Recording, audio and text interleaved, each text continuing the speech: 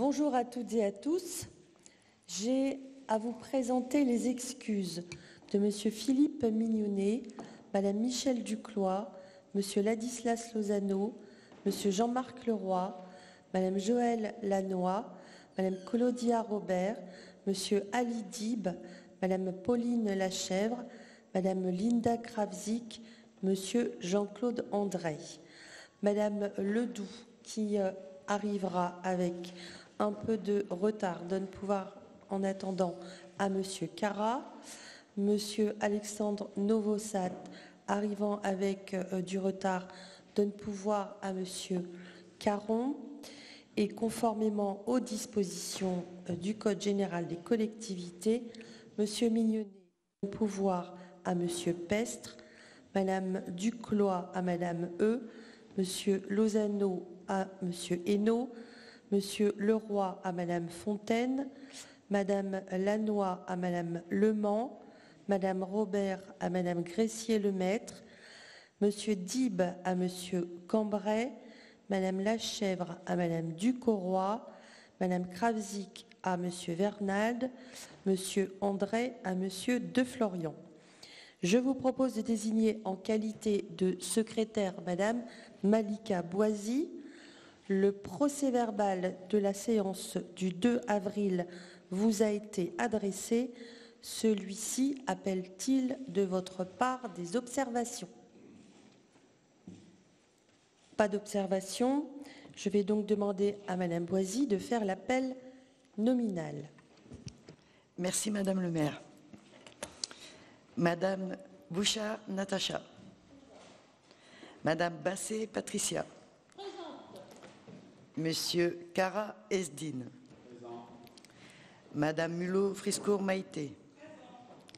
Monsieur Mignonnet Philippe, excusez, pouvoir à Monsieur Pestre. Madame E. Nicole. Présent. Monsieur Pestre Pascal. Madame Duclois Michel, excusez, pouvoir à Madame E. Monsieur Cordenos Julien. Madame Rigaud Stéphanie. Présent. Monsieur Cambrai Patrice. Présent. Madame Leblond Edwige. Présent. Monsieur Lozano Ladislas, excusez, pouvoir Monsieur Hainaut. Madame Boisy Malika moi-même. Monsieur Leroy Francis. Monsieur Leclerc Pierre. Madame Lannoy Joël, excusez, pouvoir Madame Lemans. Monsieur Devin Francis. Monsieur Varosic Henri. Madame Petit Sylviane. Monsieur Leroy Jean-Marc, excusez, pouvoir à Madame Fontaine. Monsieur Darret Dominique. Madame Ducoroy Josiane. Madame Boyaval Françoise. Madame Mouchon Josiane. Madame Lemans Fabienne. Madame Fontaine Jannick. Monsieur Novosad Alexandre, retard, pouvoir Monsieur Caron. Madame Alexandre Christine. Monsieur Lenoir Laurent. Madame Robert Claudia, excusez, pouvoir Madame Gressier-Lemaître. Madame Bonneroy Frédéric. Monsieur Hainaut Frédéric. Madame Ledoux Delphine. Monsieur Marcotte Ruffin Hugo. Madame Gressier-Lemaître Anaïs. Monsieur Caron Pierre. Monsieur Dib Ali, excusez, pouvoir Monsieur Cambrai. Madame Lachèvre Pauline, excusez, pouvoir Madame Ducoroy. Monsieur Moussali Jean-Pierre. Madame Krazit Linda, excusez, pouvoir Monsieur Vernald. Monsieur Lannoy Jean-Philippe. Monsieur Vernal Nicolas. Madame Lavigne Marion. Madame Druel Louise. Madame Boucher Martine. Monsieur André Jean-Claude, excusez, pouvoir à Monsieur De Florian. Monsieur Lebon Francis. Monsieur De Florian Marc.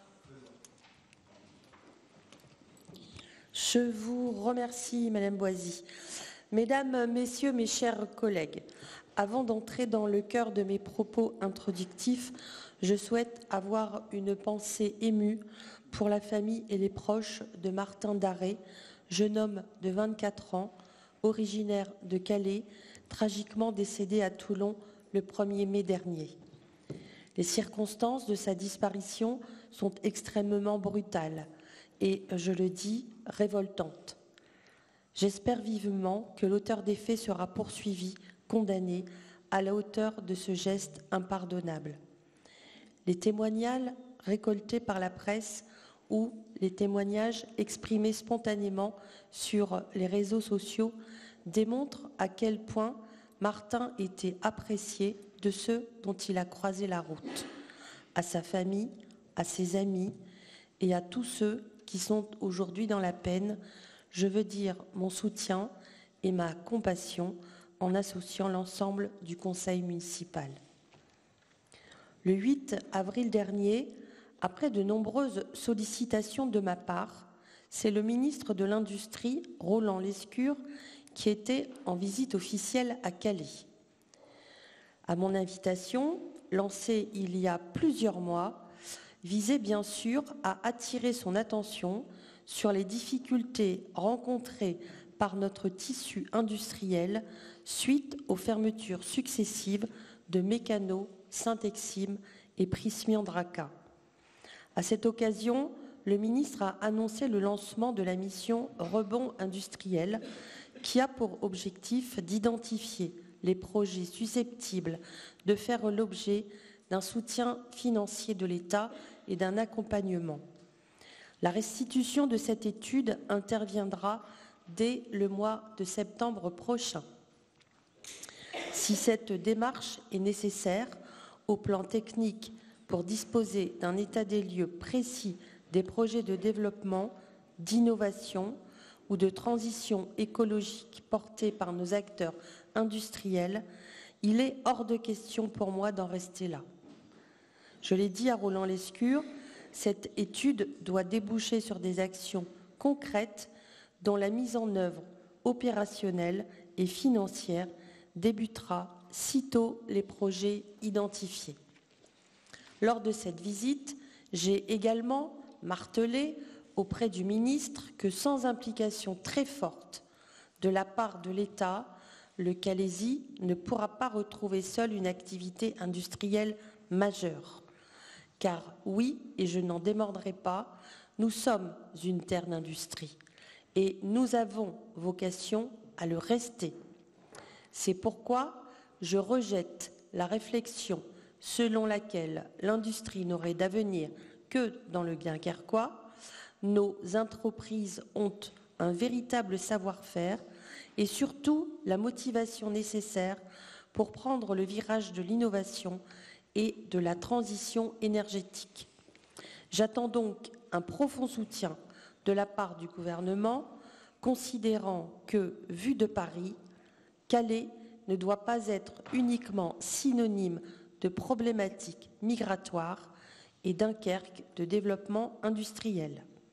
Parce que l'emploi a toujours été le fil conducteur du projet que je porte pour Calais et son agglomération, je continuerai de me battre sur ce dossier prioritaire. Ce message, je l'ai également délivré aux conseillers du Premier ministre lors d'une réunion de travail à Paris le 22 avril dernier. Parallèlement à la question industrielle, j'ai souhaité aborder la situation migratoire, considérant que son impact demeure direct et significatif sur l'activité économique. J'ai notamment insisté, une fois encore, sur la nécessité de maintenir à Calais des effectifs suffisants de forces de l'ordre pendant les Jeux olympiques pour éviter l'explosion de tentatives de traversée de la Manche et, par voie de conséquence, des troubles à l'ordre public inhérents à des flux plus importants, mais aussi des conséquences humaines de décès et pour lesquels nous ne voudrons pas revivre des événements. Ce rendez-vous a aussi été l'occasion de faire le point sur notre stratégie de rayonnement touristique et d'attractivité avec la suite du projet des machines. Après le Dragon, désormais emblème de Calais, Nous accueillerons le Varan de voyage à l'automne 2025. Au regard des retombées économiques générées par le Dragon, 15 millions d'euros par an sur le périmètre de Grand-Calais, selon une étude réalisée par la CCI Hauts-de-France, j'ai de nouveau sollicité la participation de l'État à la conception du Varan. Mon objectif est toujours le même, limiter autant que possible l'effort à mobiliser sur le budget de la ville. Enfin, cette rencontre m'a également permis d'évoquer le projet de création d'une salle de coronarographie à l'hôpital. Ce n'est pas une surprise pour personne et je ne lâcherai pas ce dossier car il s'agit là d'une question de santé publique et d'égalité en matière d'accès aux soins. Je souhaite être reçue par le ministre de la Santé, avec qui je n'ai pas eu la possibilité d'échanger depuis sa prise de fonction, pour lui demander d'enjoindre l'ARS de revoir sa position inacceptable pour le maire que je suis ainsi que sa population. Se battre pour Calais, cela n'est pas un slogan, c'est un engagement permanent. C'est pourquoi je continuerai de frapper à toutes les portes des ministères lorsque cela est nécessaire pour Calais, pour les Calaisiennes et pour les Calaisiens. Au quotidien, parmi les sujets auxquels je porte une grande attention, celui du bien-être des agents municipaux, communautaires et du CCAS figure en très bonne place. Dans cet esprit, j'ai souhaité me saisir du décret du 31 octobre 2023 donnant la possibilité aux collectivités territoriales d'attribuer une prime aux agents fonctionnaires, aussi bien titulaires que stagiaires, ainsi qu'aux agents contractuels de droit public. Si l'État autorise cette démarche, il ne la compense pas pour autant. En d'autres termes, le financement de cette mesure provient exclusivement des budgets de la ville, de l'agglomération, du CCAS et ne dépend donc que et uniquement de la volonté du maire ou du président de l'EPCI à présenter cette délibération. Ces primes représentent 225 000 € pour la ville, 81 000 € pour Grand-Calais et 42 000 € pour le CCAS. Très attachée à l'accompagnement de nos adjoints et pleinement consciente des difficultés rencontrées par certaines familles du fait de l'inflation persistante, j'ai souhaité que les agents aux revenus les plus modestes puissent bénéficier de cette prime exceptionnelle afin de soutenir leur pouvoir d'achat. Nous aurons l'occasion d'y revenir tout à l'heure lors de l'examen de cette délibération. Comme souvent, à Calais, les semaines à venir seront animées, tant du point de vue événementiel qu'en termes d'avancée du projet que je porte avec l'ensemble de mon équipe. Le samedi 1er juin, c'est spectacle, place des Anges, de la compagnie Gratte-Ciel, qui donnera le coup d'envoi de notre saison estivale. J'invite d'ailleurs celles et ceux qui nous regardent aujourd'hui à participer à cette belle soirée qui aura lieu place d'Armes. Dans tous les quartiers, les actions en matière de cadre de vie et d'embellissement se poursuivent également. Prochainement, plusieurs projets connaîtront des étapes importantes. En centre-ville, la réunion publique de lancement de la concertation préalable à la requalification de la place Albert Ier aura lieu le 3 juin prochain à 18 h au Forum Gambetta. Au Petit Courguin, la seconde phase des travaux de la route de Gravelines s'achèvera d'ici la fin du mois. Au Caillou, nous inaugurerons la place Condé le samedi 6 juillet. Au Pont du Leu, le square du chemin des Régniers sera quant à lui inauguré le samedi 13 juillet. Dans le secteur Vauxhall, les travaux de voirie de la rue des Quatre Coins seront également livrés pour la mi-juillet. Au Beaumarais, le bois campagne, entièrement requalifié, sera inauguré le vendredi 12 juillet.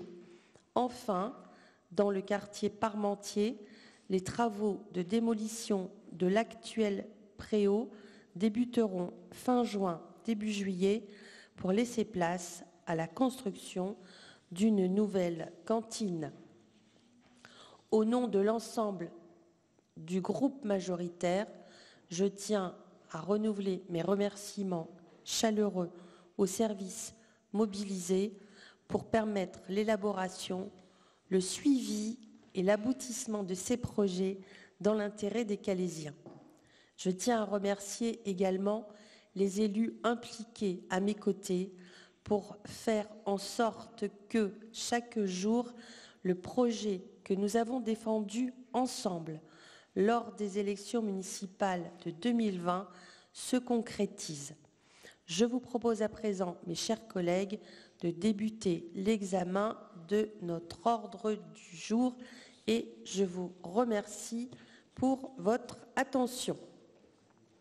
En administration municipale, le compte-rendu des délégations que vous m'avez confiées appelle-t-il de votre part des demandes d'intervention? Monsieur Moussali, Monsieur De Florian.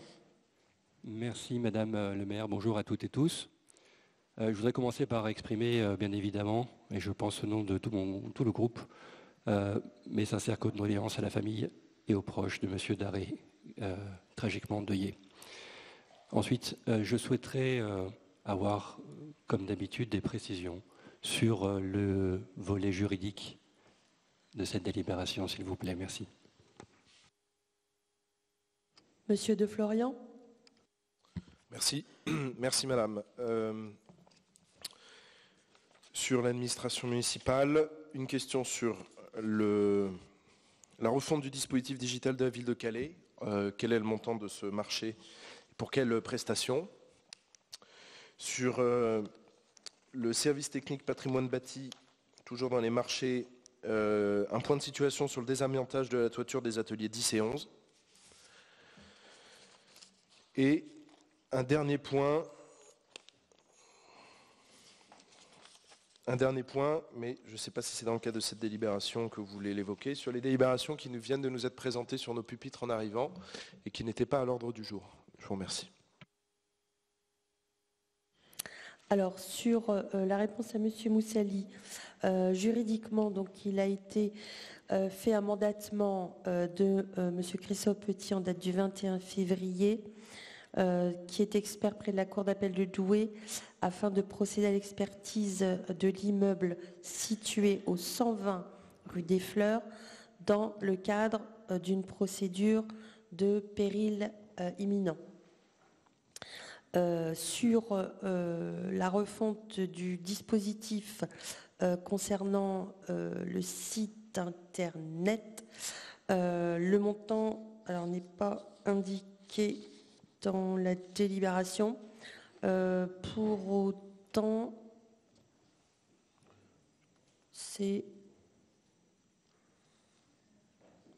Monsieur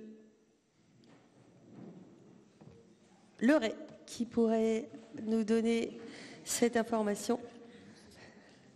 Je n'ai pas le montant global en tête parce que c'est un exercice sur plusieurs années. Bonjour à toutes et à tous. Alors, de mémoire, je dirais 250 000, mais c'est vraiment ma mémoire qui travaille. Je n'ai pas le chiffre exact sous les yeux. Et concernant le désamiantage, on n'a pas de point à faire à l'occasion de cette délibération, mais on pourra vous faire parvenir puisqu'il s'agit de délégations, donc d'actions qui ont été faites. On n'a pas à vous donner de suivi à l'occasion de cette délibération. On vous fera un courrier pour vous donner les éléments qui ont été pris par rapport au service technique et à ce sujet du désamiantage qui a été réglé en partie, et pas seulement, complètement, par rapport donc aux incidents qu'on avait eus sur le bâtiment technique, si c'est de bien celle-ci dont vous nous parlez. Pour les délibérations ajoutées, ça n'est pas non plus sur cette délibération qu'il faudra intervenir. D'autres demandes d'intervention? C'est 200 000 € en fait le site. Je vous remercie. Et je passe la parole à Monsieur Cambray. Merci Madame le maire. Ma première délibération, en application des dispositions de l'article L.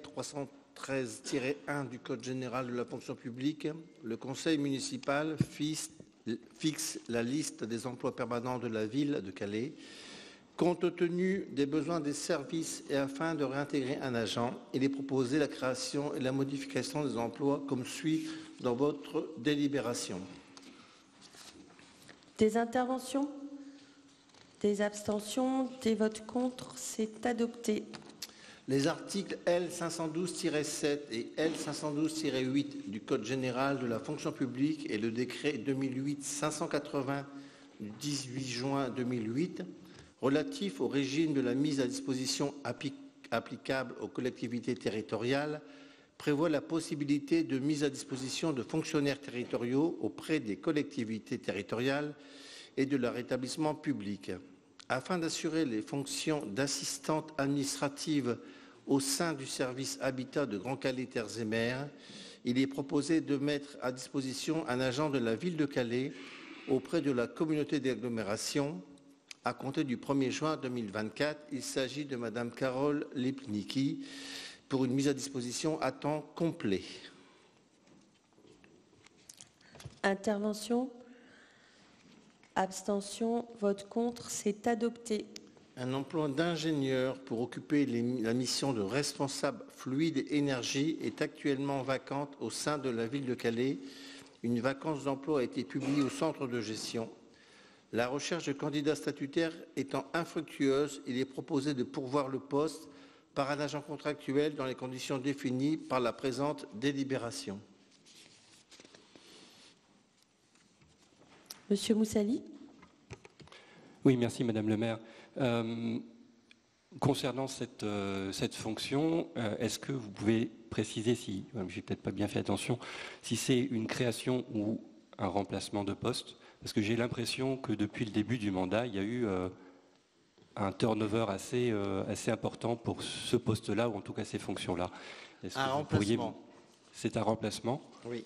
D'accord. Et il y a eu combien de postes, enfin de personnes à cette fonction? Parce que ça me semble assez important comme turnover et j'aurais aimé savoir peut-être pourquoi. Parce qu'il y a des personnes qui ont des demandes de mutation pour voilà, d'autres raisons professionnelles et des opportunités qu'elles estiment dans leur parcours de vie en fait. Ça me semblait juste un petit peu au-dessus de la moyenne, donc je m'interrogeais. Que voulez-vous? On n'y peut rien. Hein. On ne va pas vous inventer des histoires. Hein. Et on ne peut pas maintenir un agent de force sur place, quoi.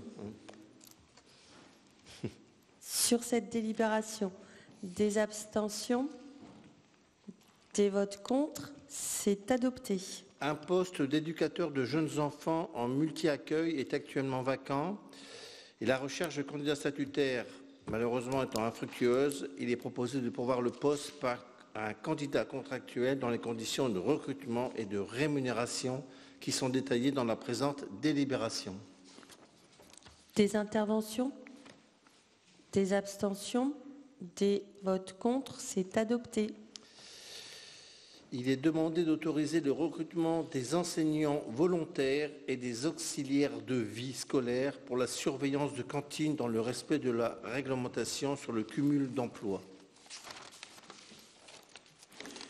Intervention? Abstention? Vote contre? C'est adopté. Dans l'exercice de leur mandat, les membres du conseil municipal peuvent être appelés à effectuer des déplacements en France ou à l'étranger pour les besoins de l'action municipale. Vous avez le détail des différents déplacements dans la délibération. Intervention, abstention, 3 abstentions. Les personnes donc portant les mandats spéciaux ne participent pas au vote. Des votes contre, c'est adopté. Vous en avez fait état dans votre déclaration liminaire, Madame le maire, la prime exceptionnelle de pouvoir d'achat. Le décret 2023-1006 du 31 octobre 2023 portant création d'une prime de pouvoir d'achat exceptionnelle pour certains agents de la fonction publique territoriale donne la possibilité aux collectivités territoriales d'attribuer une prime aux agents fonctionnaires, titulaires et stagiaires, ainsi qu'aux agents contractuels de droit public. Afin de favoriser le pouvoir d'achat des agents de la ville de Calais face à l'inflation, il est proposé le versement de cette prime dans les conditions prévues dans la présente délibération. Vous avez le détail sur votre délibération. Des interventions? Des abstentions? Des votes contre, c'est adopté. Monsieur Cambray, je vous remercie. Je passe la parole à Monsieur Hainaut. Merci, Madame le maire. Je vous propose de regrouper les délibérations 142 et 143 qui concernent des sessions sur le site des 4 coins. Des observations? Non. Donc, vous pouvez les passer. Donc, il s'agit de sessions sur le site des 4 coins. Le premier à Habitat Hauts-de-France pour une surface de 73 mètres carrés et la seconde, une cession au profit de Terre d'Opale et Habitat pour une surface de 2400 mètres carrés. Des interventions? Des abstentions? Des votes contre? C'est adopté. Délibération suivante, c'est une cession au profit de la société France-Lo Corps Immobilier de l'îlot 7 d'une superficie de 4349 m². La délibération propose de confirmer la cession au profit de la société France-Lo Corps Immobilier ou à toute autre personne morale ou physique de se substituant de la parcelle cadastrée DH numéro 448 au prix de 350 000 € hors taxe pour la réalisation de 9 lots libres de constructeurs représentant l'îlot numéro 7 selon les modalités énoncées dans l'évaluation du conseil municipal de 2023-216. Des interventions? Des abstentions? Des votes contre? C'est adopté. Délibération suivante également, Madame le maire, je vous propose un regroupement de délibération de la 145 à la 148 pour la session de délaissés et les adresses se trouvent dans les délibérations. Des remarques? Pas d'observation? Vous pouvez les présenter. Oui, donc c'est des sessions de délaissés de voirie. La première au 8 rue Martin Lamellé, la seconde 116 rue Hélène Boucher, ensuite 59 rue Pelletier-Doisy et la dernière 9 rue Jean Mermoz. Des observations? Des abstentions? Des votes contre? C'est adopté. Encore une fois, je vous propose de regrouper les délibérations 149 à 151 pour des cessions d'immeubles. Des observations? Vous pouvez les présenter. Donc, cession d'immeubles au 86 rue Martine, ensuite au 30 boulevard Victor Hugo et la dernière 79 impasse du Beaumarais. Des demandes d'intervention? Des abstentions? Des votes contre? C'est adopté. Délibération suivante, la 152. C'est une propriété non bâtie vacante et 100 mètres, proprement dit, procédure d'incorporation. La délibération propose de constater la prise de possession de l'intégration dans le domaine privé de la ville de Calais du bien non bâti 100 mètres, numéro cadastré DE numéro 104, situé 435 rue de Tunis à Calais, revenant de plein droit à la commune, représentant actuellement une entrée du stade Girondrais dans le quartier du Forgnolais. Des interventions? Des abstentions? Des votes contre? Adopté. Délibération suivante, je vous propose également un regroupement de délibérations pour les délibérations 153 à 155 qui concernent des constats de désaffectation. Observation. Demande d'intervention. Même vote. C'est adopté. Délibération 156. 156, en effet, Madame le maire. Donc, la 156, c'est l'acquisition de véhicules poids lourds pour les services techniques de la ville de Calais. Le garage municipal procède au remplacement des véhicules municipaux hors d'usage ou trop coûteux en termes de maintenance pour permettre aux différents services de mener à bien leur mission. Cette procédure nécessite le lancement d'un marché par voie d'appel d'offres ouvert européen. Intervention. Abstention. Vote contre. Adopté. Dernière délibération me concernant, Madame le maire. Là, c'est pour l'habitat, action cœur de ville. C'est le dispositif d'accompagnement complémentaire propre à la ville de Calais dans le cadre de l'opération programmée à l'amélioration de l'habitat, renouvellement urbain multisite. La prime municipale permis de louer a été mise en place en exclusivité par la ville de Calais et pour la première fois par une collectivité à partir d'octobre 2021. Dans le cadre des dispositifs d'accompagnement de l'opération programmée d'amélioration de l'habitat, renouvellement urbain, multisite. Aujourd'hui, après 2 années et demie, l'OPH-RU, une modification du règlement d'attribution de cette prime s'avère nécessaire afin de mieux correspondre à la réalité du terrain et que celle-ci puisse trouver totalement son public.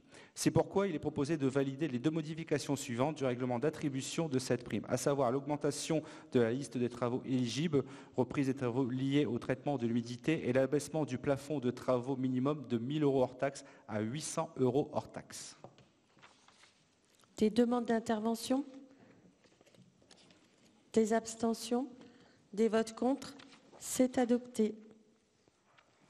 Monsieur Hainaut, je vous remercie. Et je passe la parole à Monsieur Marco Truffin. Merci Madame le maire. Je vous propose une délibération pour mettre en place un atlas pour la biodiversité communale, ce qu'on appelle un ABC. Cet atlas doit permettre de mieux connaître nos espaces verts et d'améliorer toujours plus notre politique en faveur du bien-être et de l'environnement. Aujourd'hui, nous connaissons nos espaces verts plutôt sous un angle qualitatif et on l'entretient et on le développe. Et l'ABC doit nous permettre de connaître ce patrimoine plutôt d'un point de vue qualitatif par un inventaire de la faune et de la flore et par une cartographie des espèces d'intérêt que contient notre patrimoine arboré.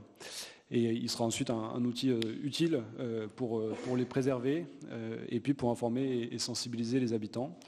Le coût de ce projet est de 10 000 € par an durant 3 ans et pourrait, si nous adoptons cette délibération, à la fois être coordonné par l'Association pour le développement et l'éducation à l'environnement sur le littoral CPIE Flandre-Maritime dans le cadre d'une convention et être subventionné par l'Office français de la biodiversité. Je vous remercie. Monsieur Moussali. Merci Madame le maire. Bien sûr, pour saluer cette initiative, 2 questions. La première concernant le choix du CPIE Flandre-Maritime. Il n'y a pas de CPIE chez nous. Point d'interrogation. Et deuxième question concernant l'attention portée à l'environnement et aux espaces, aux parcs, aux espaces naturels. Ça a déjà été évoqué lors d'un conseil précédent. La question se pose du respect de ces espaces naturels et de ces parcs par les usagers. On voit souvent des détritus laissés. Et je pense qu'on pourrait aussi engager une réflexion sur la sensibilisation des publics simplement au respect de l'environnement, tout en y mettant bien sûr les moyens d'affichage et de collecte correspondants. Merci. Je vous en prie, monsieur. Sur le choix du partenaire, effectivement, il n'y a pas à notre connaissance de CPIE plus proche que celui du littoral. Et c'est clairement dans son objet social d'accompagner les communes sur des sujets en lien avec l'environnement et notamment sur ces atlas de la biodiversité. Ils ont une certaine expérience en la matière et donc il était a priori tout à fait naturel de se tourner vers eux. Sur l'attention aux espaces naturels, je partage complètement le nécessaire respect par les usagers, qui n'est pas toujours le cas, effectivement. Et donc on est parfaitement dans cette délibération, dans cette réflexion et dans ce projet d'améliorer la sensibilisation des publics. Et je pense que c'est déjà en grande partie le cas sur la question des déchets. On ne peut pas être derrière chaque habitant, c'est toujours la même rengaine. Mais je pense qu'on fait déjà pas mal. Et ce type de délibération et donc de convention et donc de partenariat et donc de projet doit nous permettre d'améliorer encore cela. C'est donc un avis partagé. Est-ce qu'il y a d'autres demandes d'intervention? Des abstentions? Des votes contre? Je vous remercie. Merci, Monsieur Marcotte-Ruffin. La parole à Monsieur Pestre. Merci Madame le maire. Cette délibération est une convention cadre qui permet au maire de signer les partenariats du département communication, en particulier pour les actions sur le tourisme, qui permettent de faire la promotion de la ville et de signer ces partenariats qui n'ont pas de contrepartie financière. On a déjà passé ce type de délibération pour le pôle muséal. Des interventions? Des abstentions? C'est adopté, Monsieur Pestre, merci. Monsieur Carra. Merci Madame le maire. Cette délibération a pour but d'aller chercher des financements. Contrairement à Pascal, nous on va chercher des financements auprès de nos travaux, notamment liés à l'illettrisme et à l'électronisme. Les principaux financeurs, la CAF, le département et l'État. Et Madame le maire, si vous me le permettez, j'aurais aimé mettre en avant 4 ou 5 actions que nous avons financées dans le cadre du contrat de ville Engagement Quartier 2030 présenté sur le dernier conseil municipal par M. Varovzik, notamment le programme de réussite éducative, lever les freins à réussite scolaire et personnelle de 250 jeunes de 2 à 16 ans dans les quartiers prioritaires, le théâtre des lettres porté par l'association Parcours, projet éducatif de découverte et d'épanouissement individuel et collectif autour des lettres et des chiffres, le mentorat éducatif, mentorat étudiant et mentorat lycéen qui permet justement qu'un étudiant ou un lycéen puisse accompagner des jeunes qui ne savent pas encore bien lire et écrire, former au repérage de l'illettrisme et accompagner les publics portés par PIF dans le cadre forcément des formations en interne dans les structures où ce sont pas moins de 450 personnes qui ont été formées au repérage de l'illettrisme sur Calais. Il était une fois un projet porté par la MJC, amener les familles à se familiariser notamment avec la bibliothèque du Petit Prince qui a maintenant pris sa place dans le quartier du Beaumarais. Et puis bien évidemment, je n'oublierai pas l'action portée par le CLAEP concernant l'illettrisme avec la mise en place d'ateliers couture dans le but de lutter contre l'illettrisme social ou professionnel qui prend aussi toute sa place et tout son intérêt dans l'engagement quartier 2030 puisque les projets que je viens de vous citer avaient aussi pour but de répondre à cette question d'illettrisme et d'électronisme et c'est pour ça que la ville les finance avec l'État dans le cadre d'engagement quartier 2030. Merci Madame la maire. Est-ce qu'il y a des demandes d'intervention?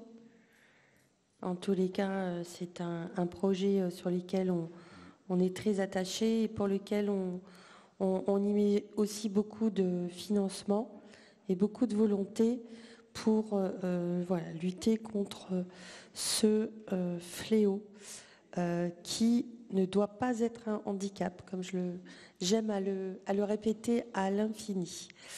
Est-ce qu'il y a des abstentions?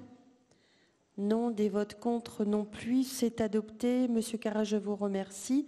La parole à Madame Mulot-Friskour. Merci Madame le maire. Tout comme mon collègue Monsieur Carra, je vais vous proposer une demande de subvention d'investissement, cette fois-ci pour prendre soin des enfants qui fréquentent les crèches municipales. Donc une subvention d'investissement auprès de la CAF à hauteur de 80% pour un budget total de 41 667 € hors taxe. Intervention? Abstention? Vote contre? C'est adopté. Merci Madame Mulot-Friskour. La parole à Monsieur Marcotte-Ruffin.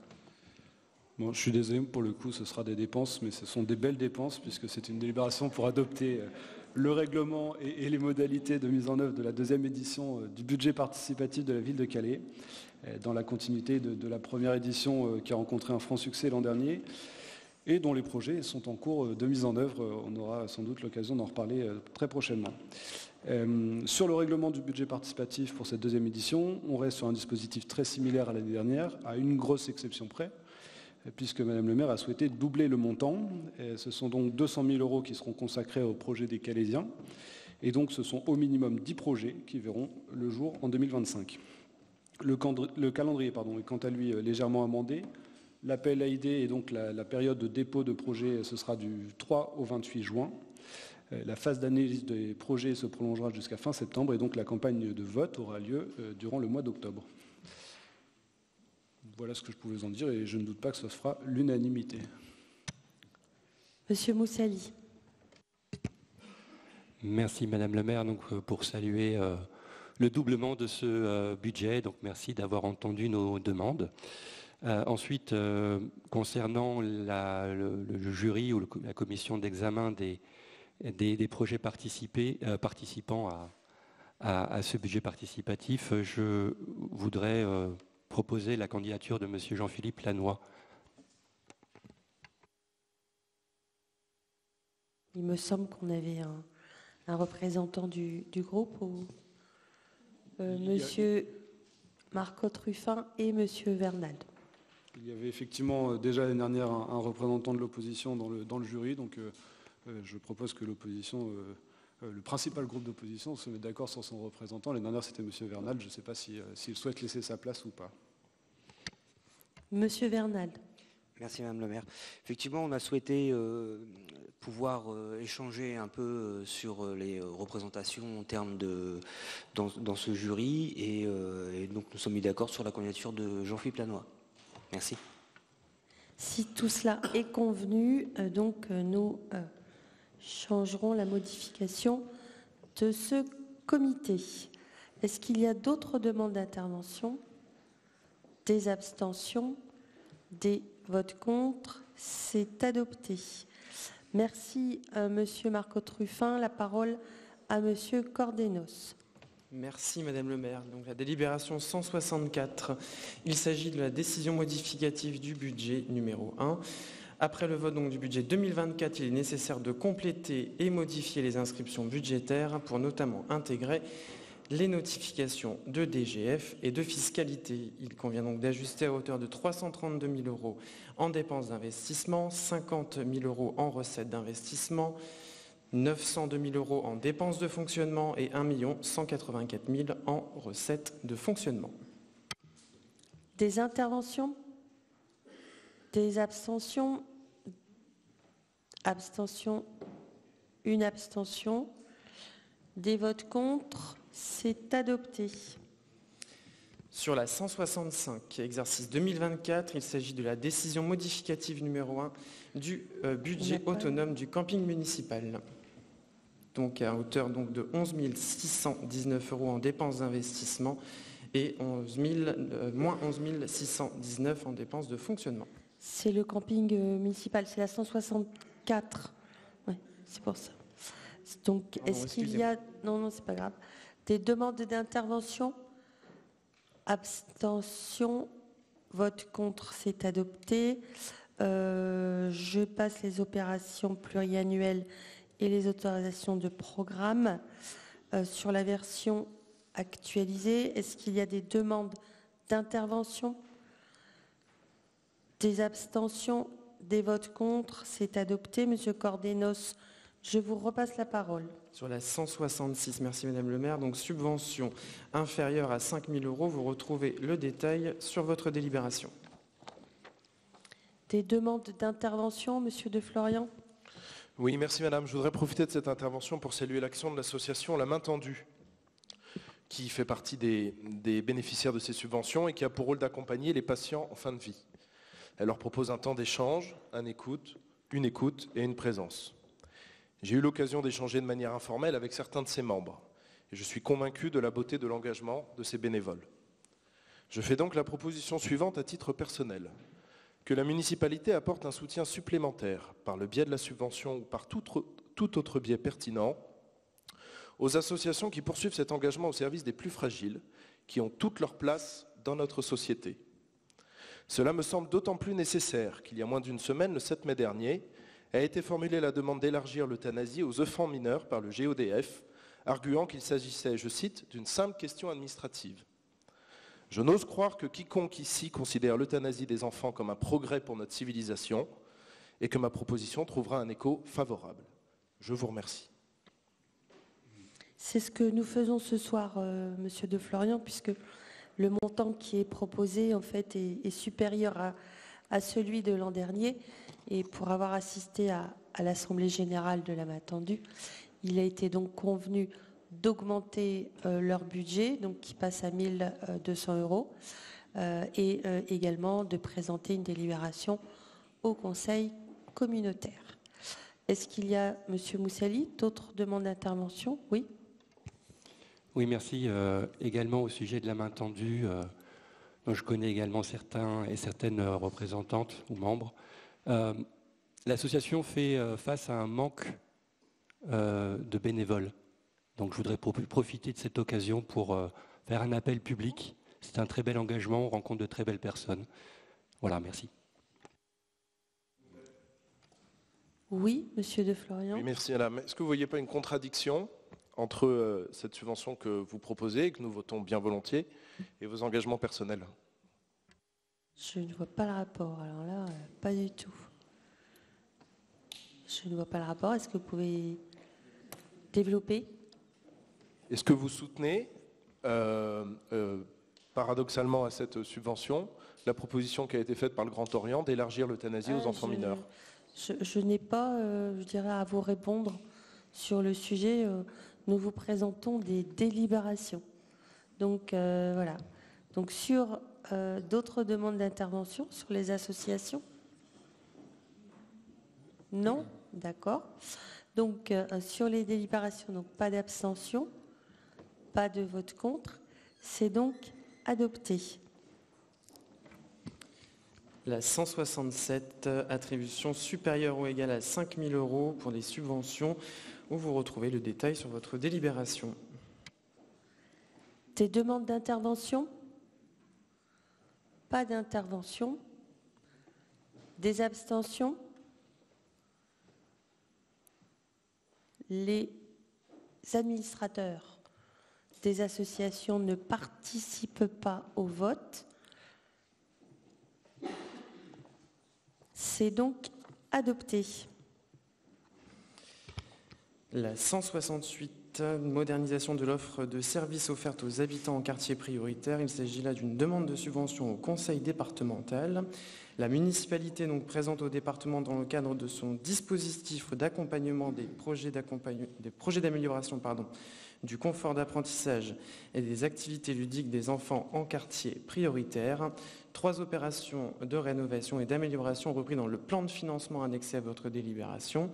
La commune sollicite auprès du département une subvention totale de 106 915,47 €. Intervention? Abstention? Vote contre? C'est adopté. La 169, il est proposé de fixer le montant forfaitaire par élève et de déterminer le montant de la contribution aux dépenses des écoles privées sous contrat d'association pour l'année 2024. Le montant de la contribution communale s'évalue à partir des dépenses de fonctionnement relatives à l'externat des écoles publiques correspondantes inscrites dans les comptes de la commune. Aussi, je vous propose de fixer à 879,87 € le coût moyen de fonctionnement par élève externe des écoles élémentaires et maternelles publiques pour les années scolaires 2023-2024. Le montant total à verser aux établissements est évalué à 1 157 029,05 €. Des interventions, Monsieur de Florian. Oui, merci madame. Est-ce que, à propos de la contribution aux dépenses aux écoles privées, est-ce que vous avez retenu ma proposition d'offrir la possibilité aux parents d'élèves qui ont des enfants dans les écoles privées et qui sont agents de la ville ou de l'agglomération de pouvoir décaler leur heure de congé qui est le matin en début d'après-midi lorsque ces rentrées ont lieu l'après-midi? Je vous Non, remercie. en fait, on n'a pas retenu votre proposition. Voilà. Est-ce qu'il y a d'autres demandes d'intervention? Des abstentions? Des votes contre? C'est adopté. Et la 170, la dotation politique de la ville. L'État nous a informé de la reconduction en 2024 du dispositif dotation politique de la ville dont est éligible la commune de Calais. Dans ce contexte et dans la continuité des années précédentes et au vu de l'importance de maintenir et de développer la présence publique dans les quartiers, de soutenir les habitants, de sécuriser et valoriser les équipements publics, la majorité envisage de présenter à l'État plusieurs projets en 2024. Le montant total des dépenses éligibles présentées est de 2,8 millions d'euros et la subvention sollicitée est de 2,3 millions d'euros. Vous retrouvez le détail des projets sur votre délibération. Des demandes d'intervention? Des abstentions? Des votes contre? C'est adopté. Monsieur Cordinos, je vous remercie. J'ai 2 délibérations qui ont été donc déposées sur table suite à une erreur de transmission, rapportée à un engagement sur lesquels j'avais tenu des propos il y a quelques mois pour, comme nous le faisons et par souci d'équité, accompagner les pays et les drames qui se trouvent dans d'autres pays lointains. Nous l'avons fait pour le Maroc, nous l'avons fait pour l'Arménie et ce soir donc 2 délibérations. Pourquoi aussi autant de temps, dirons-nous, pour avoir déposé ces 2 délibérations? Il se fait que nous avons fait beaucoup de recherches pour marquer notre engagement auprès des victimes des pays concernés sans vouloir entrer dans le débat politique de ces pays et donc à pouvoir en fait participer mais en n'ayant pas d'engagement personnel rapporté aux drames qui sont actuellement aux yeux et vus de tous. C'est pourquoi 2 délibérations sont proposées. Une qui concerne l'attribution d'une aide exceptionnelle aux victimes françaises et franco-israéliennes des massacres perpétrés le 7 octobre dernier. Nous avons trouvé une association qui s'est créée donc en France à cette occasion, qui s'appelle l'Association des victimes françaises et franco-israéliennes des attaques terroristes. Donc, nous proposons une subvention de 5 000 € à cette association et nous proposons aussi une subvention exceptionnelle pour une aide humanitaire en faveur des civils de la population de Palestine. Et il se fait que nous avons les équipes de Médecins sans frontières, que nous côtoyons, connaissons par ailleurs, et qu'il nous a semblé plus sensé à devoir en fait contribuer avec une subvention de ce même montant. Donc voilà ces 2 délibérations qui n'ont pas été prévues à l'origine de ce qu'on appelle le premier envoi du Conseil, parce que en fait la consigne avait été donnée à l'agglomération et avait omis d'être donnée à la ville. Mais comme nous le faisons et par souci d'équité, il était normal qu'elle soit déposée à la ville et à l'agglomération dans la même semaine. Il se pourrait qu'il puisse y avoir une contestation. Si tel était le cas, elle serait rapportée au prochain conseil du mois de juin pour ne pas être entachée d'illégalité si un conseiller municipal venait à déposer en fait un recours sur le fait qu'elles étaient déposées, comme on dit, entre guillemets, sur table. Est-ce qu'il y a donc des demandes d'intervention, bien sûr? Est-ce que vous voulez procéder et accepter de passer les deux délibérations en même temps? Oui. Non. Donc il y aura 2 délibérations. Nous démarrons par la 171, donc à l'aide exceptionnelle aux victimes françaises et franco-israéliennes des massacres perpétrés le 7 octobre dernier. Prise de parole, Monsieur Lannoy, Monsieur Moussali, Madame, d'accord, et non, Monsieur Lannoy et Monsieur Moussali. Oui, merci. Bonjour à toutes et à tous. Effectivement, vous l'avez dit, je n'ai pas besoin de rappeler la haute sensibilité du sujet. Sur le fond, personnellement, je n'ai rien à dire sur les 2 délibérations. Dans une volonté de neutralité, d'avoir 2 subventions comme ça, personnellement, ça me va. C'est juste sur la forme. Alors, vous avez expliqué un problème administratif. J'espère que c'est vraiment le cas, parce qu'effectivement, c'est la première fois depuis 4 ans qu'on a les tablettes, qu'on a des délibérations sur table. Ça n'a même pas été mis à jour dans la tablette, donc pareil, je m'interroge, alors qu'on a déjà eu des délibérations ajoutées ou modifiées dans la tablette. Je ne comprends pas pourquoi cette délibération n'apparaît toujours pas là, même maintenant, en fait. Donc vous dites que c'est une erreur administrative. Je veux bien vous croire, peut-être que j'aurais été soupçonné là-dessus, mais en tout cas sur la forme... Excusez-moi, Monsieur Lannoy, je n'ai pas dit erreur administrative, j'ai dit erreur de transmission. Donc ce n'est pas une erreur de l'administration municipale, c'est une erreur de transmission et de mauvaise transmission qui a été faite au sein du cabinet, en fait. Voilà. Et donc l'administration n'a absolument rien à voir dans cette décision. D'accord. En tout cas, vous avez compris que du coup, on n'avait pas le temps d'avoir le temps nécessaire de l'analyse et de la réflexion à tout ça. C'est un peu gênant. Voilà. C'est juste sur la forme que ça me gêne.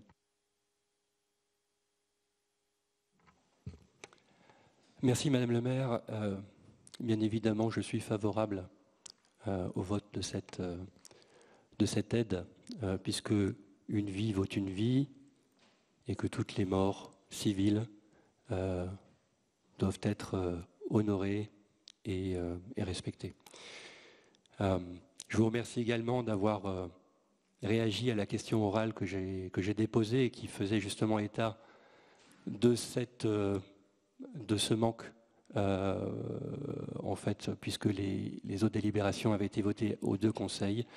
Donc je salue simplement le fait que cette erreur ait été rectifiée. J'interviendrai séparément pour la 2e. Merci. Donc sur cette première délibération, est-ce qu'il y a des abstentions? Pas d'abstention. Des votes contre? Pas de vote contre, elle est adoptée. Et donc la 2e délibération est une attribution de subvention exceptionnelle à l'aide humanitaire aux civils de la population palestinienne, avec une subvention versée aux équipes de Médecins sans frontières. Les demandes d'intervention. Madame Druel, Monsieur Moussali, Monsieur De Florian. Donc, nous votons une subvention après 7 mois d'horreur perpétrés par le gouvernement israélien. J'aimerais rappeler qu'hier encore, les Israéliens ont incendié un convoi humanitaire transportant de la nourriture. Vous avez fait beaucoup de recherches. Pour ma part, je suis témoin du génocide par le biais de mon téléphone au quotidien. Quand nous avons appelé à la solidarité, à voter cette aide, nous avons été repoussés dans nos demandes. Aujourd'hui, parce que aussi la contestation mondiale ne faiblit pas, cela pousse à réagir. Je veux tout de même dénoncer un certain silence depuis des mois, car trop d'individus et d'institutions sont encore silencieux. Le silence, complice du gouvernement français et de l'Europe qui ont des accords financiers avec Israël et notamment par le biais du commerce d'armement. Ce silence, la répression comme la stigmatisation de la solidarité ont permis à Benyamin Netanyahou de poursuivre son projet colonial et génocidaire depuis des mois et nous sommes convaincus qu'un jour la justice rendra compte des responsabilités. Je note que nous avions raison de solliciter cette aide et je souhaite que chacun et chacune continue à visibiliser la situation en Palestine car le génocide continue et j'appelle simplement à la paix. Voilà, merci. Monsieur Moussali. Oui, merci, Madame le maire. Sans rien enlever à la délibération précédente, je voudrais reprendre les paroles que j'ai entendues suite à mes demandes répétées au conseil municipal et communautaire sur ce sujet particulièrement grave et urgent. Les paroles étaient « une vie vaut une vie ». J'ajouterais « une maison vaut une maison ». Un hôpital vaut un hôpital, une école vaut une école. Et à ce titre, encore une fois, je ne retire rien à la délibération précédente, elle est tout à fait justifiée. Mais je m'interroge sur le fait d'accorder ou d'apporter le même degré de gravité alors que, à la date de dimanche dernier, le bilan humain en Palestine était de 35 000 morts, dont 15 000 enfants, et je pense pouvoir dire la quasi-totalité des installations détruites. Je voudrais rappeler également le fait que la presse internationale a largement rendu compte des velléités génocidaires du gouvernement d'extrême droite israélien. Le terme de génocide que j'emploie ici étant défini en droit international par la Convention des Nations Unies pour la prévention et la répression du crime de génocide de 1948. Ce génocide est actuellement en cours d'examen par la Cour de justice internationale. Je voudrais également signaler que le tribunal pénal international étudie actuellement l'émission d'un mandat d'arrêt international contre des membres du gouvernement israélien, dont le chef de l'État, Benyamin Netanyahou, raison pour laquelle le procureur général du tribunal pénal international a reçu une lettre en date du 24 avril, signée par 12 sénateurs américains républicains qui, toute honte bue, menacent le procureur général du tribunal pénal international ainsi que sa famille de conséquences graves si un tel mandat d'arrêt international était émis. On croit rêver. Alors, vous aviez dit, oui, 6 mois pour trouver une association. Moi, j'ai reçu quand même un certain nombre de propos très peu sympathiques en réponse à mes questions et mes demandes. J'ai été accusé de tergiverser avec le terrorisme, de hiérarchiser entre les vivants et de hiérarchiser entre les morts. Voilà, donc ces interprétations partisanes et diffamatoires, je voudrais simplement exprimer mon plus profond mépris pour cette manière de prendre les choses alors qu'un drame absolu se déroule sous nos yeux. 6 mois pour trouver que Médecins sans frontières était une association à laquelle on pouvait envisager de donner un petit peu d'argent. Je trouve que, franchement, on nous a dit, j'ai reçu comme réponse, alors que je demandais une aide à l'UNRWA, l'organisme des Nations Unies, qui a été accusé à l'heure actuelle sans preuve par l'État d'Israël d'avoir parmi ses 15 000 membres 7 qui auraient été complices des attaques condamnables du 7 octobre. Je n'ai pas reçu de... Voilà, on m'a dit, on attend le rapport Colonna. Le rapport Colonna qui a, il y a plus d'un mois, établi qu'il n'y avait pas lieu de suspendre les paiements. Et d'ailleurs, la France a repris et payé les paiements qu'elle avait suspendus. Je le signale parce que probablement très peu de personnes ici le savent, puisque ça n'a fait la une d'aucun journal français. Donc 6 mois d'horreur absolue pour trouver que Médecins sans frontières était digne de recevoir une aide de 5 000 € qui me semble sans aucune proportion avec la gravité et l'horreur absolue que traversent actuellement les Palestiniens. Je ne sais pas si vous avez des commentaires à faire. Merci. Je n'ai aucun commentaire à faire. La subvention, elle n'est jamais rapportée à l'étendue en fait du nombre de décès ou de personnes déplacées.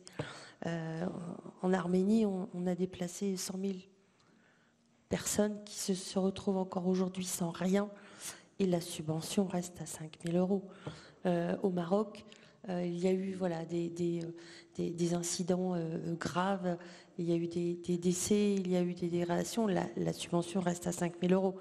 La subvention, elle n'est pas rapportée à l'étendue en fait de ce que certains qualifieront un jour ou pas de génocide, et je suis bien placée pour le savoir, comme vous le savez, parce qu'encore aujourd'hui, l'abnégation du génocide arménien n'est toujours pas reconnue en France.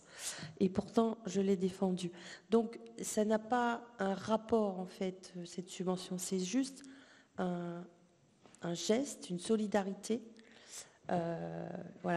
envers des événements qui, quelque part, nous dépassent très clairement, et que nous avons à subir de là, en fait, où nous sommes, et dans notre position, en tous les cas. Monsieur de Florian. Merci, madame.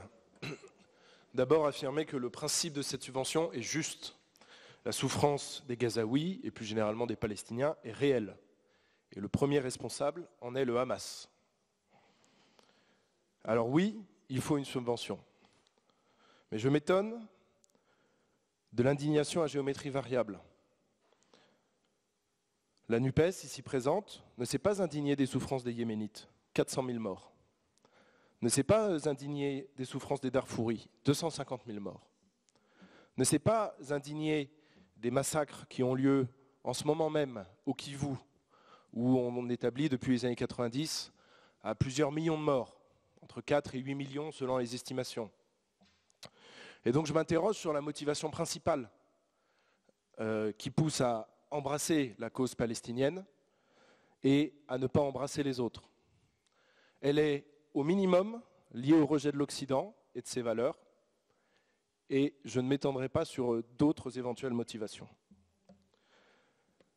Maintenant, après avoir évoqué le principe de la subvention qui est juste, après avoir évoqué l'indignation à géométrie variable de la NUPES, je vais maintenant évoquer un point sur l'association à qui serait attribuée cette subvention. Médecins sans frontières a fait l'objet d'un rapport publié en décembre par l'ancien secrétaire général de l'ONG, qui rapporte que des employés de l'ONG à Gaza auraient manifesté un soutien aux attaques terroristes du 7 octobre dans le sud d'Israël.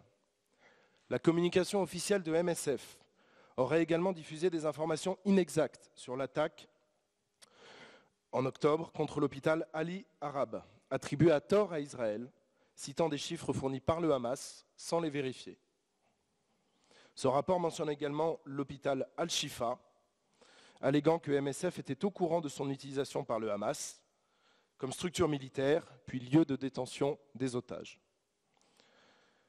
Il n'est donc pas possible pour nous de voter cette subvention. Nous en votons le principe, nous ne pouvons pas voter l'attributaire. Et donc on est pris entre deux feux. Je vous propose de reporter cette délibération et de trouver un autre attributaire. Sinon, on sera obligé de s'abstenir. Je vous remercie. Je vous propose de passer au vote parce que voilà, le débat ne sera malheureusement pas ni équilibré et ne va satisfaire personne. Pour autant, la collectivité s'engage humainement. Essayer de le faire dans des conditions les plus sereines n'est pas le mot juste, mais en tous les cas, pas clivant de par les faits que nous vivons chaque jour, mais marque son humanité envers effectivement les disparus civils qui ont subi et qui subissent encore dans chaque pays d'ailleurs les décès. Et donc, pour conclure, je vous propose donc de passer au vote. Donc, les abstentions, 3. Les votes contre, donc c'est adopté. Nous avons, en termes de délibération, épuisé l'ordre du jour. Nous avons 2 questions orales donc à l'ordre du jour. Monsieur Moussaly retirant la sienne puisqu'il y a eu explication avant son passage. Donc 2 questions orales, une de Monsieur de Florian, une de Monsieur Lebon. En vous rappelant le règlement, question orale de lecture du texte qui a été déposé et une réponse donc orale qui n'appelle pas à débat. Monsieur de Florian. Si vous me permettez, Madame, la question de Monsieur Lebon a été envoyée avant et donc elle devrait logiquement passer à... Alors là, en termes d'arrivée, demander à l'administration, moi j'ai ça dans mon... Donc Monsieur Lebon.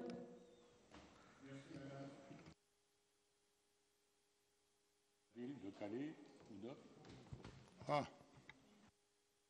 Non, il était bon. Merci. Ok. Oh, on n'a pas souvent l'habitude. Alors, les agents de la ville peuvent, au cours de leur carrière, et comme tous les travailleurs, être victimes d'accidents dans leur vie professionnelle ou au travail. Ils peuvent aussi ressentir de plus en plus lourdement la pénibilité du poste qu'ils occupent. Ils peuvent encore, plus généralement, être progressivement usés par le poids des années passées au service de la collectivité. Ce phénomène s'est particulièrement aggravé depuis le report de l'âge légal de départ à la retraite par le gouvernement macroniste que vous soutenez. La nouvelle situation médicale de ces agents, lorsqu'elle est reconnue par la médecine professionnelle, entraîne l'obligation pour la mairie de proposer un travail ou un poste adapté. Pouvez-vous nous confirmer que tous les agents de la ville ou de l'agglo dans cette situation sont aujourd'hui et à cette heure à l'heure actuelle, affectés à un poste adapté auquel ils ont droit? Monsieur Cambray. Merci Madame le maire. La collectivité, par le biais de son service mutualisé de santé au travail, met tout en œuvre pour prévenir l'usure professionnelle de nos agents. L'équipe pluridisciplinaire composée d'un médecin, d'une infirmière, d'une assistante sociale et de préventeurs intervient régulièrement auprès des services pour les mobiliser et les accompagner dans la déclinaison d'actions afin de réduire les expositions aux risques professionnels et préserver la santé des agents. Ainsi, l'ensemble des encadrants a été formé sur cette thématique afin de leur permettre de mieux identifier les risques et proposer des solutions adaptées. Les causeries de prévention ont été instaurées pour sensibiliser les agents aux risques auxquels ils sont exposés et les rendre acteurs de leur sécurité. La collectivité dispose également de réseaux internes de sauveteurs secouristes du travail et d'assistants de prévention qui sont des relais de terrain. En parallèle d'actions en lien direct avec la réduction des risques professionnels tels que la prévention des troubles musculo-squelettiques, les agents sont régulièrement sensibilisés à des thématiques de santé publique.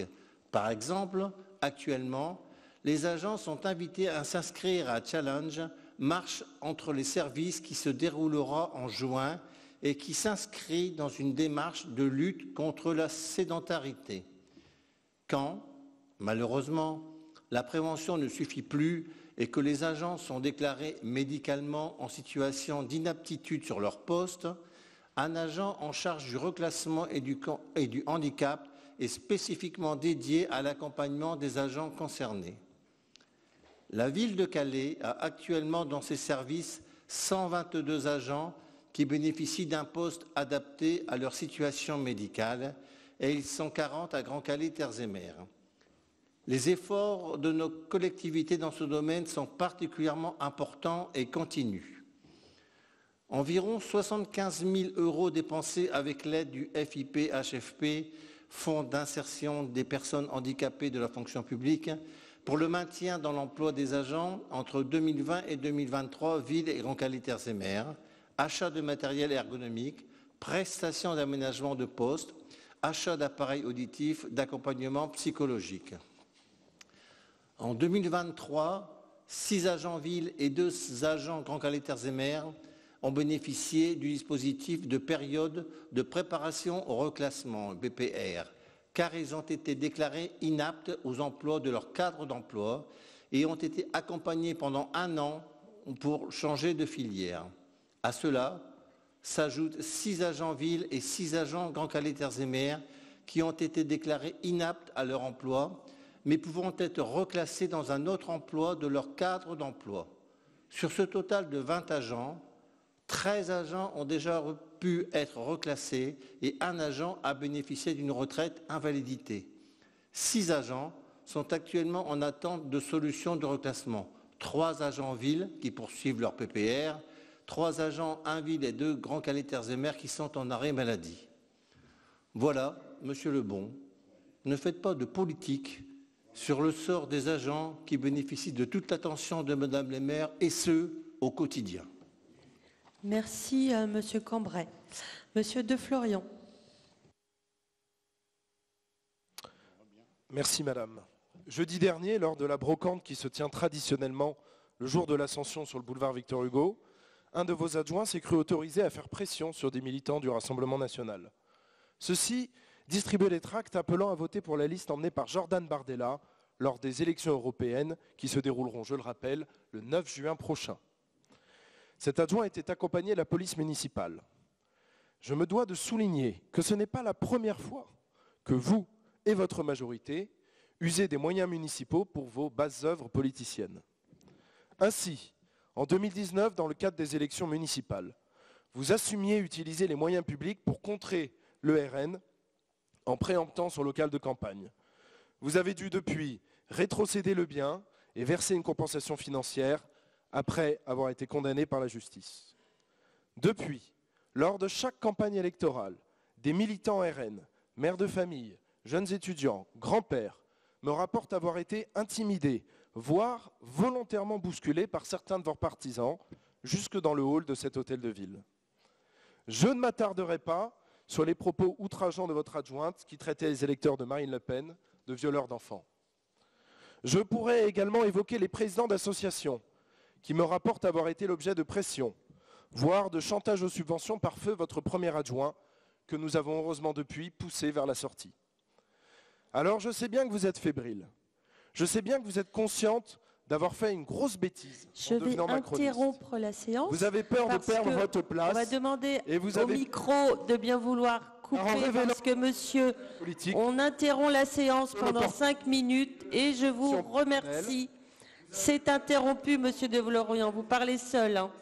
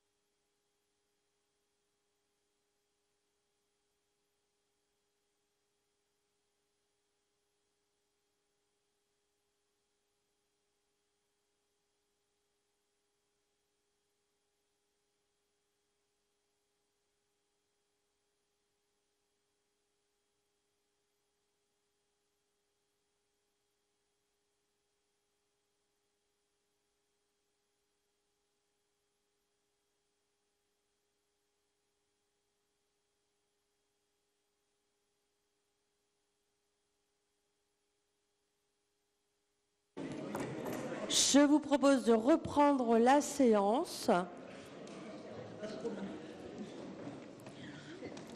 pour pouvoir faire la réponse à Monsieur de Florian, qui n'a pas respecté le règlement de cette Assemblée.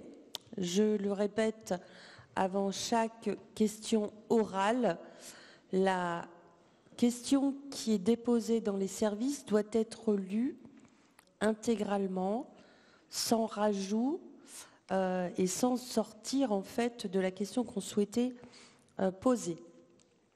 Monsieur de Florian a voulu échapper à cette règle et donc est sorti en fait de la question qu'il souhaitait poser.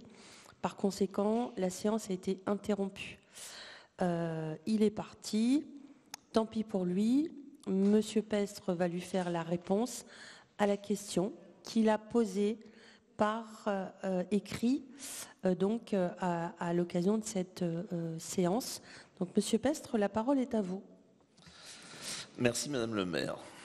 Monsieur de Florian, vous vous permettez de nous faire un rappel à la loi alors que, comme nous vous l'avons déjà fait remarquer lors d'un précédent conseil, vous êtes dans cette Assemblée la seule personne mise en examen.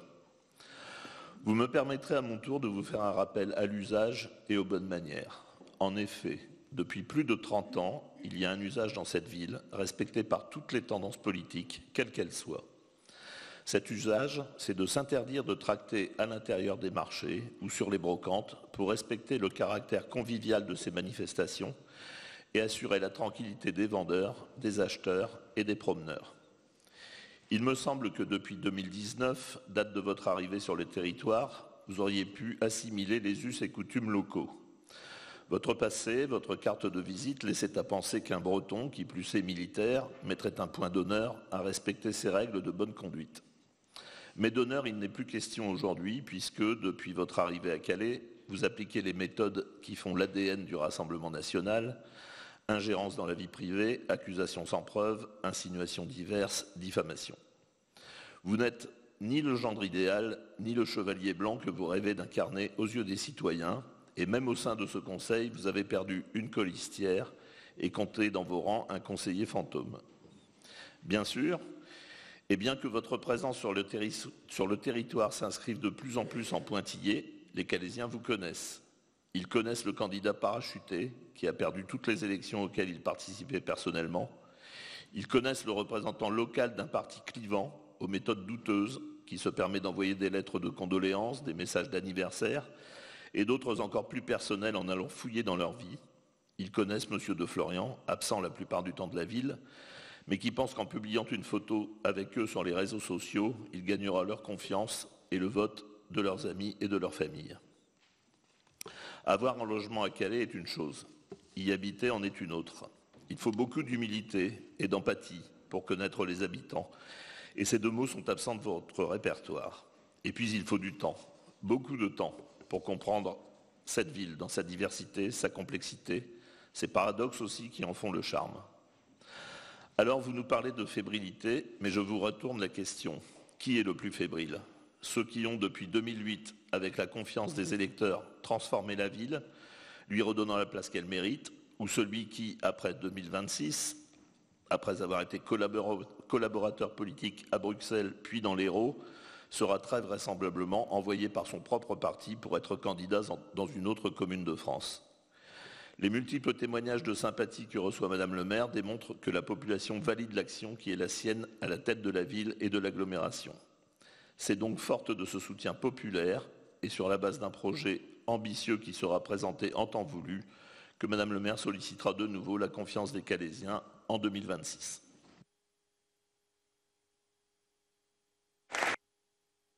Merci beaucoup. Merci à vous. Merci Monsieur Pestre. Merci pour votre soutien.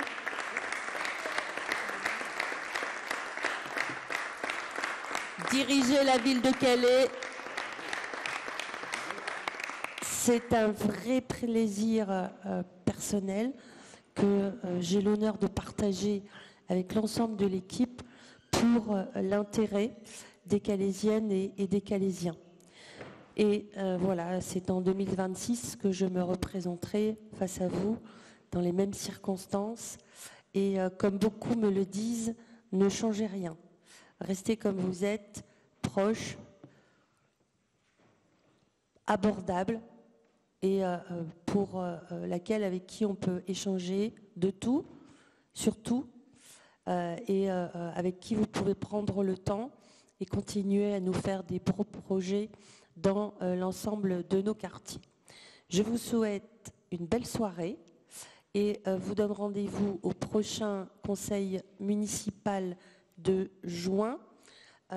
Et n'oubliez pas cette date du 1er juin pour qu'on puisse lancer ensemble Place d'Armes, comme nous l'avons fait l'an dernier, la saison estivale que l'on souhaite aussi ensoleillée que le week-end que nous avons eu l'occasion de passer ensemble la semaine dernière. Merci.